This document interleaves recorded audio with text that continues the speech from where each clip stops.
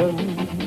Petticoat Junction. Here's our lady M.D. She's as pretty as can be at the junction. Petticoat Junction.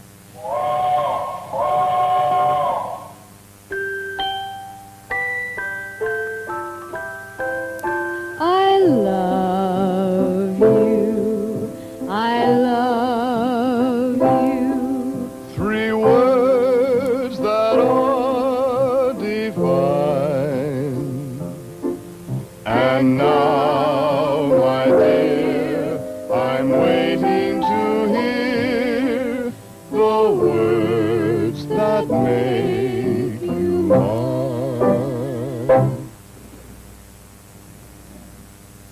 That'll be a terrific number for when they arrive. When who arrives? Billy Joe and the fella she's bringing home. You know why she's bringing him home, don't you? No, why? So he can look us over before he pops the question. Oh, now wait a minute, Bobby Joe. What gives you the idea that she has any such thing as marriage in mind? Well, she's bringing him home, isn't she? She's never done that before. Oh, Bobby Joe. Billy Joe brings home lots of young men. Not for a long time. Well, no, not since last weekend. Oh. Well, this one is different. How do you know? I just know. I was the one that talked to her on the telephone at Drucker's, remember? It was just one little thing she said that tipped me off. Well, what was the one little thing that she said? I think I'm in love. What? That's what Billy Joe said on the telephone. It tipped her off that Billy Joe might be serious. Well, why didn't you tell us before? I didn't want you jumping to conclusions.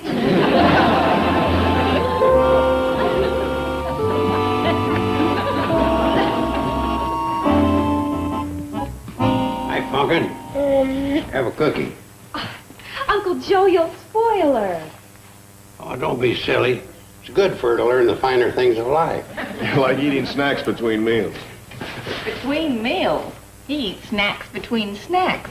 I'm just trying to keep up my constitution.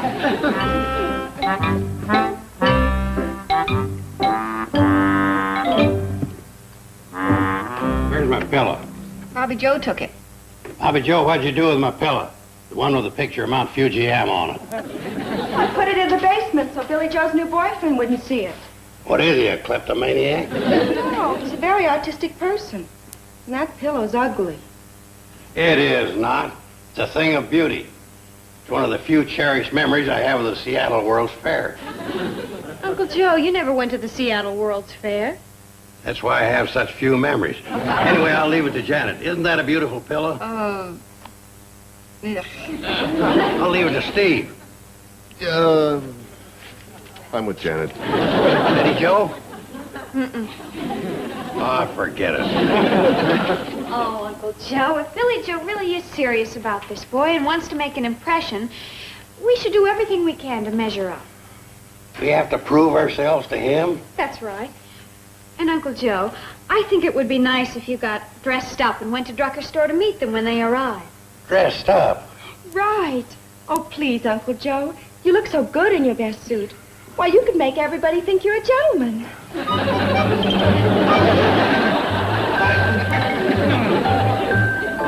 So we have to be on our best behavior for this yahoo.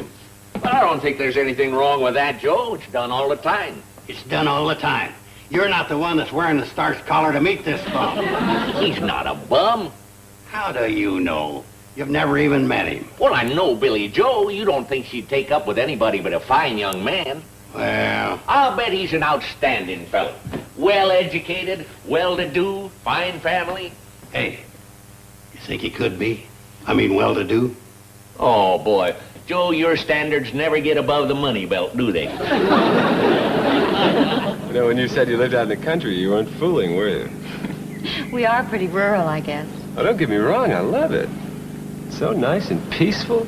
Yeah, wait till you meet the people. They're just the salt of the earth. Say, you know, Sam, it might just be a nice gesture when this guy comes to give him a little something. Sort of a welcoming present. You know what I mean? Yeah, I know what you mean. What you have in mind? What do you got? That does it. I knew sure as shooting you'd ask me to come up with whatever it is free of charge. Oh, come on, Sam. It don't have to be much. Say, bag of pears. No. Okay, a few cigars. No. Well, how about No. Sam, we've been friends for a long time. I'd like to ask you something personal. Yeah? Why are you so cheap? You know, it's kind of hard to explain the difference between Hooterville people and anyone else. I mean, they're just normal, average, wonderful people. You gotta love them, don't you? Yeah, I do. Well, come to think of it, that's the main thing about Hooterville. Everybody loves one another. It's kind of idyllic that way. Sounds great. Is great.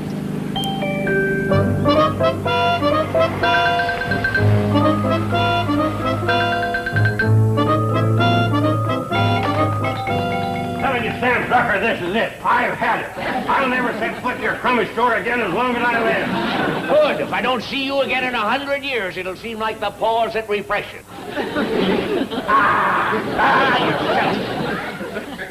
Are those two from Hooterville? Huh? Oh, that's my Uncle Joe and his best friend, Sam Drucker. Love. Petticoat Junction will return after these messages. Joe Mannix is a private investigator. He's not a cop. I'm Joe Mannix. I'm not a cop. Joe Mannix drives a cool green convertible. Says 99% fat-free, but inside. I bite into a York peppermint. And now, back to Petticoat Junction. Hey, look what I found. Champagne. A wine salesman from Dubuque left it here a long time ago. He said it would keep. Oh, well, apparently it did. What are you going to do with it? Well, I thought it would be a good idea to open it and be drinking it when Billy Joe and her boyfriend get here. What for? To show we're sophisticated. Like in the city. Well, I doubt that even in the city, people sit around in the middle of the day sipping champagne for no particular reason. Oh. Well, maybe we can think of a good reason. We could celebrate your anniversary. What for? She wants us all to be sitting around sipping champagne when Billy Joe arrives with her new boyfriend. Oh, yeah? Out of a slipper? Hey, Forget it. but it might impress him. And besides, if he sees the example of you two still happily celebrating your years of marriage, What years of marriage? it might give him an idea. Yeah, an idea that we started around the age of 11. Gee, Bobby Joe, and not that your idea isn't a brilliant one, but there's one tiny little flaw. This isn't our anniversary. it's got to be the anniversary of something. When you first met, your first date, your first kiss, when you first proposed. Oh, who remembers those dates? Yeah, who can... You don't remember the day you proposed to me? Well, why should I? I mean, what difference does it make what day it was? What difference does it make? It just happened to be the turning point of our lives. Or was it just another day to you? Are you kidding? Huh. It's not every day a guy decides to give up his freedom. Steve Ellie. Oh, honey, come on. Oh, my gosh, they're here. Oh, quick, you two. Get lovey-dovey. Honey, I didn't mean anything, but will you just let me explain? Just don't talk to me. Okay. Oh, so you can explain. Look, at least kind of stay out of sight, will you? Attaboy. At least we'll give him a friendly welcome. Come on. And I know you're going to love it. Oh, here's my sister, Bobby Joe. And this is our family dog. Hi. Dog, you're supposed to welcome him. I'm sorry. Bobby Joe, take him. Hey. You know, dogs usually like me. Oh, it must be that stray cat I picked up. He smells it. Oh, sure, that explains it. Hey, where's Uncle Joe? He was supposed to meet you at Drucker's.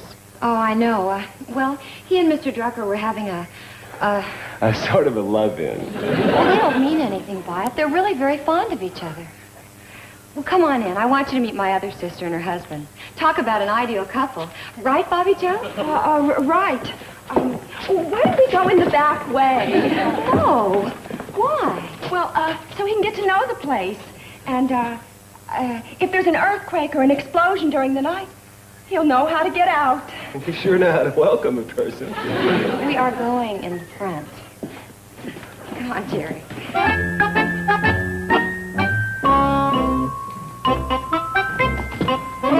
What's the matter with you? Steve and Betty Jo were in there having a fight. Who needs that? Oh, right.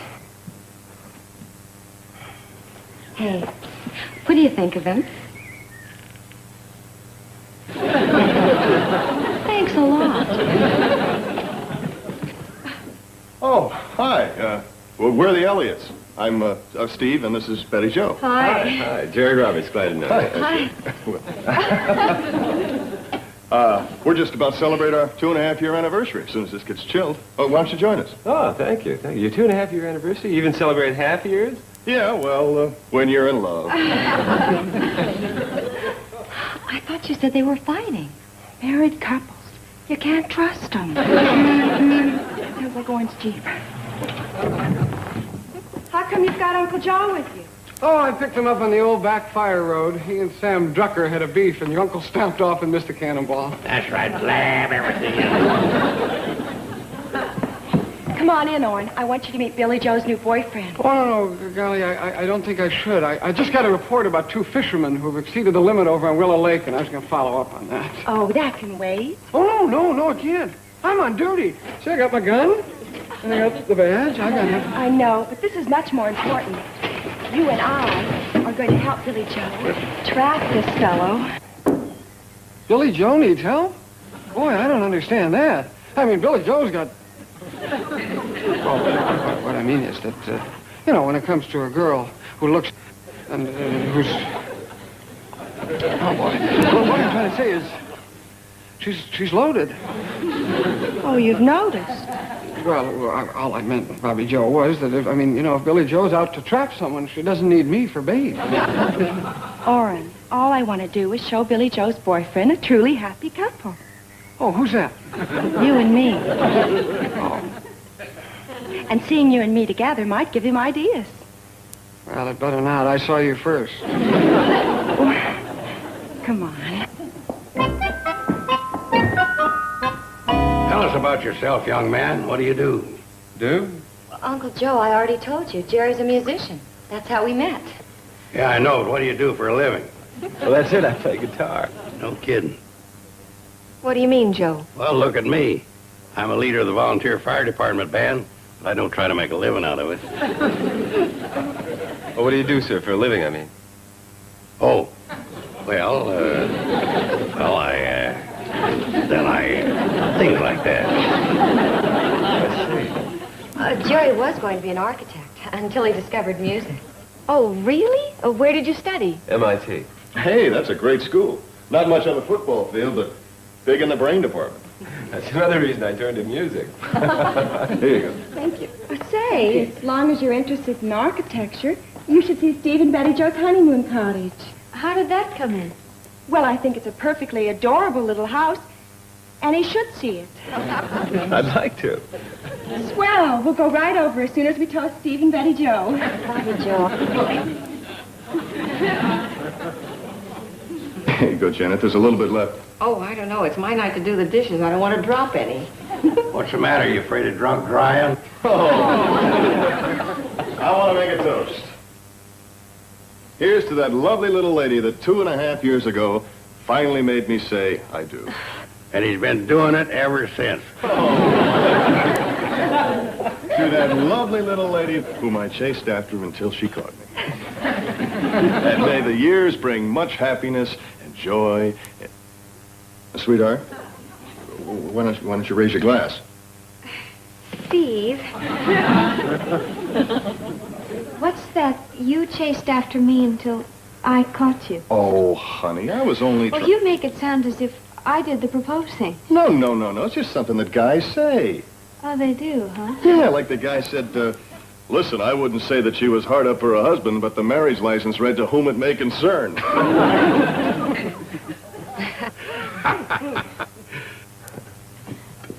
Betty Jo? Sweetheart? Darling? Well, so much for toasting. On to the honeymoon cottage.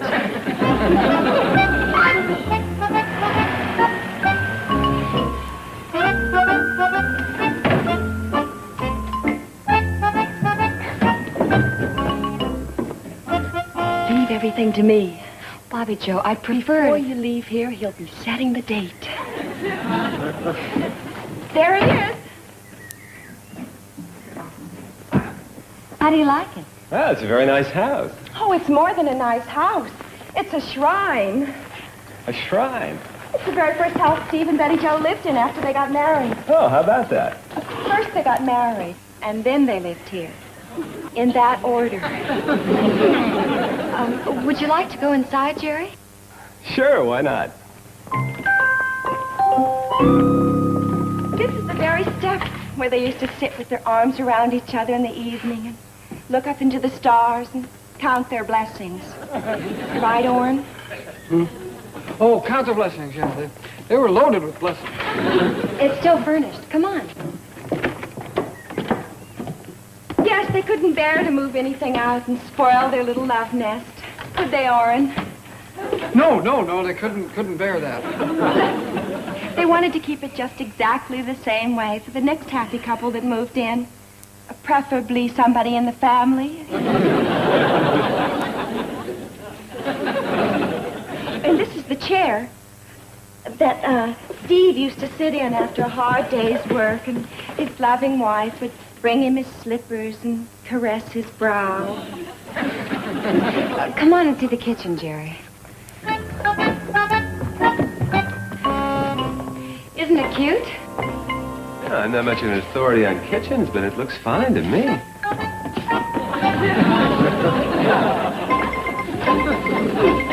this is where Betty Jo, the lovely little bride, would prepare all those delicious meals for her loving husband. To some wives, this would be a drudgery, but with so much love and joy abounding, every day was like a honeymoon. And then one day, something was added to this kitchen to complete their happiness. What was it, Orrin? A can opener? A pot roast? No, a high chair. And in that high chair was the darlingest little baby you ever did see. So it just goes to show you, from an ordinary boyfriend and girlfriend relationship, all this can be made possible. Where are you going? To get some fresh air. Or you come back here. Stop, Orrin. Please, Bobby Joe. What's wrong with you anyway? Well, okay, look, I might as well level with you. I can't even think about getting married until I've had at least 2 more pay raises. I wasn't aiming that at you. I was 2 more pay raises, huh? That shouldn't take too long at all. Whoopee.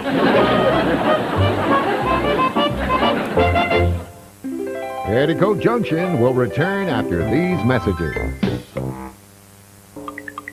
Take me to... Give me a G. Okay. Give me a G, too. You fellas. Where's ours? Oh, Janet, may I talk to you for a minute? Oh, yes, of course. Well, it's just this. Everybody seems to be throwing me at Jerry, especially Bobby Joe. I guess you've noticed that, huh? Well, it'd be a little hard not to. Well, I know they don't mean it, but I can imagine what Jerry must think. He probably thinks I've put them up to it and we're all ganging up on it. Well, then in that case, why don't you just come right out and tell them to stop? What's the matter? Well, what if what they're doing is working? Oh, you wouldn't mind that, eh? Well, no, not exactly. Well, then why don't you just sit back and see what happens? What must be, must be. For what it's worth, I'm pulling for you, too.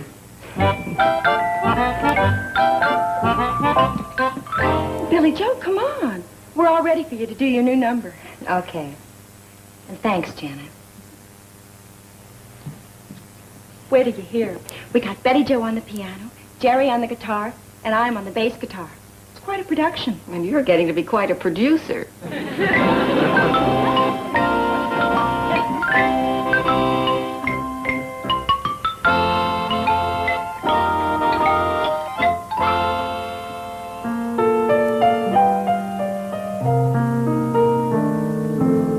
In this world of ordinary people, extraordinary people, I'm glad there is you. In this world of overrated pleasures, of underrated treasures, I'm glad there is you. I live to love, I love to live with you beside me. This rose so new, I'll muddle through with you to guide me. In this world where many, many play in love and hardly any stay in love, I'm so glad there is you. More than ever, I'm glad there is you.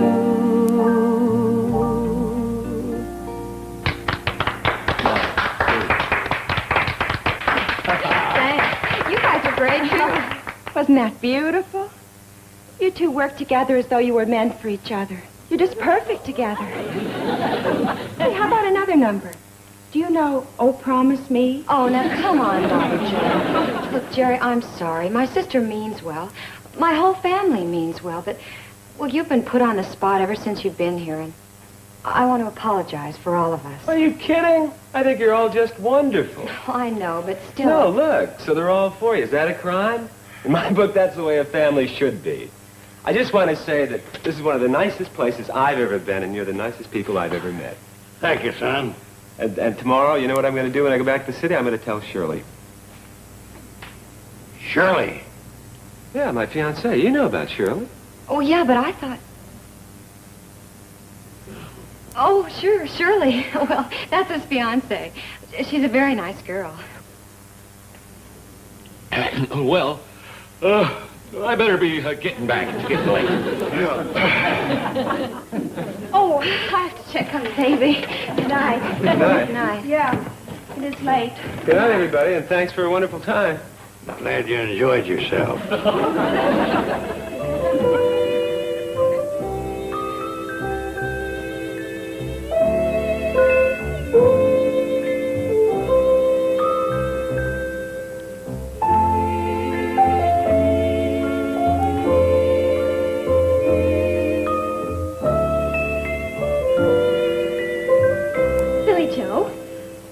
Get Janet and the four of us go out and play tennis. Oh, thanks, but I really don't feel like it. Hey, I know. Why don't we go into Pixley? There's a swell picture playing at the Bijou. Romeo and Juliet. Or better yet, we could go to the Rialto and Crabwell Corners. They're playing a rerun. The Bride of Frankenstein. A game of Scrabble. Billy Joe! Oh, Billy Joe! I got a telegram for you. It's some real exciting news. How did you know it's so exciting, Nosy? Joe, it came over my telegraph. I had to know what's in the message. No, you don't. You should train yourself to take down messages without paying attention. Joe, how did I... No, brother. If it's too personal, don't feel obligated to have to read it to us. Okay, I won't. Dear Billy Joe, I told Shirley about my wonderful weekend in Hooterville, and that took care of my ex-fiancé. Oh, isn't that great? Wait till you hear the rest of it. I'm looking forward to seeing you again as soon as possible. That's great. Hey, how about next weekend? And you know what we could do when he gets here? We can...